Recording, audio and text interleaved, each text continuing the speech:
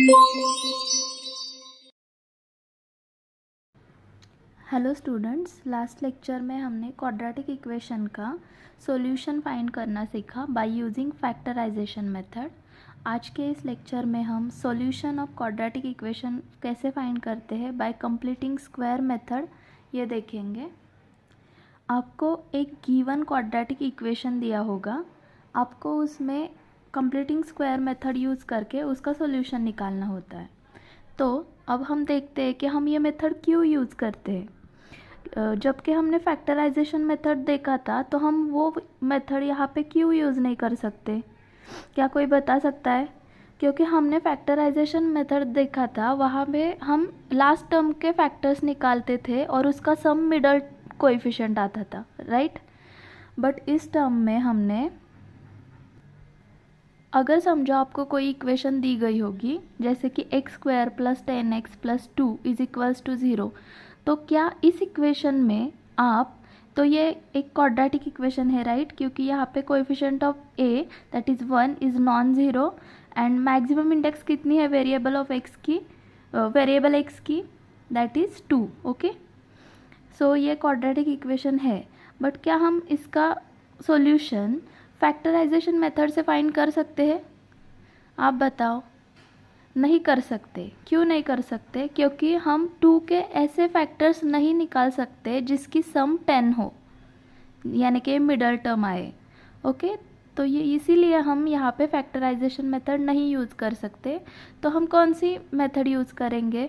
Solution of quadratic equation by completing square. आपको exam में देखना होगा क्या हम फैक्टर फाइंड कर सकते हैं। अगर फैक्टर्स फाइंड कर सकते हैं तो आप यूज़ करेंगे फैक्टराइजेशन मेथड, और अगर नहीं फाइंड कर सकते तो आप यूज़ करेंगे solution bye completing square method. Okay, तो चलो देखते हैं इस मेथड को। तो कुछ नहीं है, यहाँ पे सिर्फ आपको ये फॉर्मूला याद रखना होगा। तो देखो ये फॉर्मूला क्या होता है।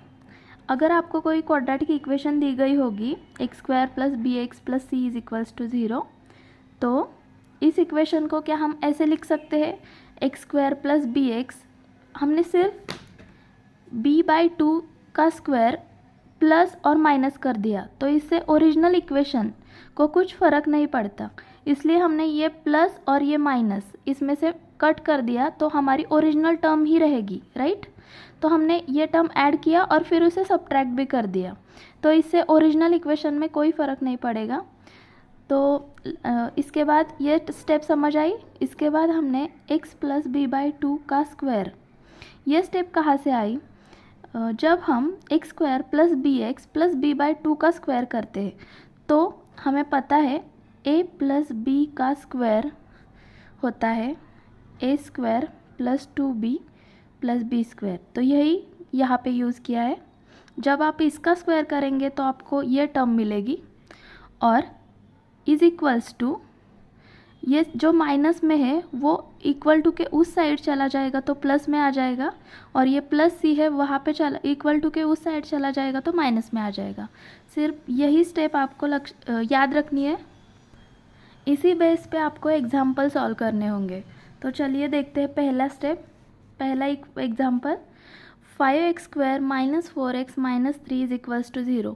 तो आप बताओ क्या आप डायरेक्टली यहाँ पे ये मेथड अप्लाई कर सकते हो? नहीं कर सकते, क्योंकि हमारी जो मेथड है वो जब हमारी इक्वेशन इस फॉर्म में होगी, यानी यहाँ पे कोएफिशिएंट क्या होना चाहिए, 1 होना चाहिए। x² का कोएफिशिएंट 1 होगा। तो यहाँ पे x² का कोएफिशिएंट 1 है क्या? नहीं है, तो 5 है। हमें क्या करना पड़ेगा, जो जबकि हम 1 गेट कर सकते हैं यहाँ पे, तो divide the given equation by 5। अगर हमने पूरे इक्वेशन को 5 से डिवाइड कर दिया तो हमें x² का कोएफिशिएंट क्या मिल जाएगा, 1। तो यह वही यहाँ पे लिखा है, divide the given equation by 5 we get x² minus, यहाँ पे 4 को, कंप्लीट इक्वेशन को हमें 5 से डिवाइड करना है, that is left hand side को भी और राइट हैंड साइड को भी। तो x² - 4/5x - 3/5 = 0। ओके, तो चलो अब हमें सिर्फ अब ये इक्वेशन हमारी गिवन फॉर्म में आ गई है, that is x square plus b x plus c. तो ये इक्वेशन इस फॉर्म में आ गई है। ओके, तो अब हम हमारी मेथड यूज़ कर सकते हैं।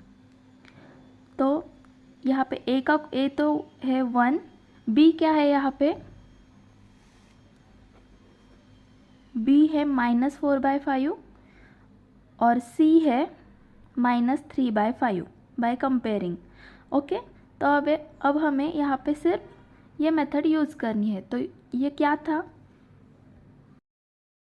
तो जब हम इसे सॉल्व करेंगे या सिर्फ इस टर्म में हमें इसकी वैल्यूज़ रखनी है, बी और सी के वैल्यूज़ रखेंगे इस टर्म में हमें वैल्यूज़ रखनी होगी।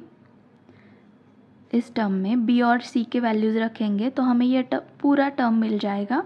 तो उसी टर्म को हम क्या लिख सकते हैं, एक्स प्लस बी बाई 2 का square is equals to b by 2 का स्क्वायर माइनस सी। आपने डायरेक्टली ये टर्म यूज़ किया तो भी चलेगा, क्योंकि यही टर्म मीन्स ये टर्म है। ओके, तो ये ज़्यादा इजी पड़ेगा आपको।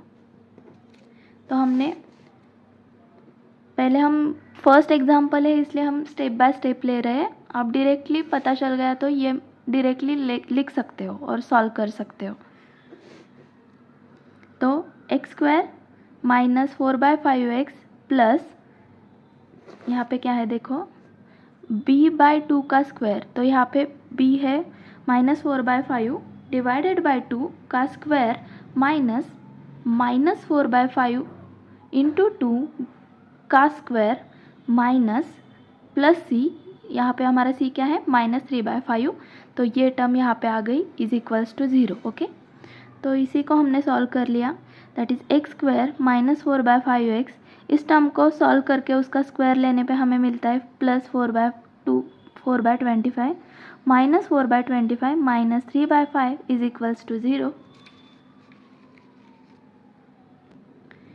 अब यहाँ पे देखो जो मैंने टर्म आपको बोली थी, दैट इज़ आप डायरेक्टली ये भी यूज़ कर सकते हो, x प्लस बी बाई 2 का square is equals to b by 2 का स्क्वायर माइनस सी। ओके, तो यह स्टेप यहाँ पे की है, x प्लस बी बाई 2 का स्क्वायर इज इक्वल्स टू, वो सॉल्व करने पे हमें यही स्टेप मिलेगी, तो आप डायरेक्टली ये स्टेप भी यूज़ कर सकते हो। ओके, तो is equals to b by 2 का स्क्वायर माइनस सी। तो हमने सॉल्व करने पे x प्लस इस टर्म को सॉल्व किया तो आया -2/5 इज इक्वल्स टू, इस टर्म को सॉल्व करने पे आया -2/5 उसका square plus 3/5। Okay, next x plus -2/5 मतलब क्या, x -2/5 राइट, ये प्लस अंदर चला जाएगा तो माइनस ही रहेगा, इज इक्वल्स टू 4/25 मतलब 2 का स्क्वायर 5 का स्क्वायर डिवाइडेड बाय 5 का square plus 3/5। Okay, then x -2/5 का स्क्वायर इज इक्वल्स टू, इसे क्रॉस मल्टीप्लिकेशन कर लिया, एलसीएम निकाल लिया और आ गया सॉल्यूशन 19/25। ओके, तो x -2/5 का स्क्वायर आ गया 19/25। अब इस टर्म के बाद देखो हमें क्या सॉल्यूशन मिल रहा है, यहाँ पे देखो x -2/5 का स्क्वायर इज इक्वल्स टू 19/25। तो ये यहाँ पे लिख लेते हैं, x -2/5 का square is equals to 19/25।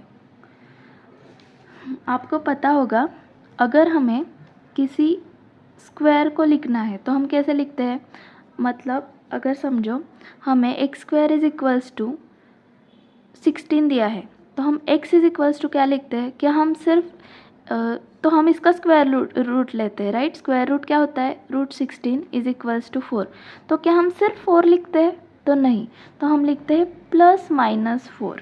Okay, वैसे ही इस टर्म का स्क्वायर इज इक्वल्स टू 19/25 दिया है, तो हम इस टर्म को अगर x समझे x -2/5, तो इसका स्क्वायर रूट लेने पे हमें क्या मिलेगा, ±√19/25 which is equals two plus minus, अब 19 का तो स्क्वायर रूट 19 ही रहेगा और √25 का स्क्वायर रूट आ जाएगा 5। तो हमें x minus 2/5 is equals two plus minus √19/5 ये मिल जाएगा। तो आगे का स्टेप देखो, x minus 2/5 is equals two plus √19/5। अब यहाँ पे दो आ गए ना, प्लस और माइनस दोनों साइन है, तो एक बार हमें प्लस लेना होगा और एक बार हमें माइनस लेना होगा और सॉल्व करना होगा। तो x की वैल्यू इस जब माइनस लेंगे तब प्लस लेंगे तब क्या आ रही है, x इज इक्वल्स टू ये 2/5 वहाँ पे चला जाएगा प्लस √19/5 और यहाँ पे x इज इक्वल्स टू ये माइनस 2/5 वहाँ पे चला जाएगा तो 2/5 माइनस √19/5। तो यहाँ पे x is equals to base same है इसलिए न्यूमरेटर की एडिशन हम कर सकते हैं, राइट। 2 प्लस √19 डिनोमिनेटर में 5 बिकॉज बेस सेम है इसलिए हमने एडिशन कर ली। And x is equals to 2 minus √19 divided by 5। वैसे ही हमने सब्सट्रैक्शन भी कर ली बिकॉज हमारा डिनोमिनेटर सेम है, दैट इज़ 5। तो यहाँ पे हमें रूट्स क्या मिल गए, दैट इज़ 2 प्लस ये एक रूट मिल गया और ये एक रूट मिल गया, ओके। तो 2 प्लस √19/5 प्लस ये एक रूट है और 2 माइनस √19/5 ये दूसरा root are the roots of the given equation. तो आपको I hope solution of quadratic equation by completing the square method समझ में आ गया होगा। नेक्स्ट लेक्चर में हम क्वाड्रेटिक इक्वेशन के सॉल्यूशन फाइंड करना ही सीखेंगे बाय यूजिंग फॉर्मूला मेथड। वो भी बहुत सिंपल है, सिर्फ 10 मिनट में हम वो कंसेप्ट सीख सकते हैं, ओके। Thank you.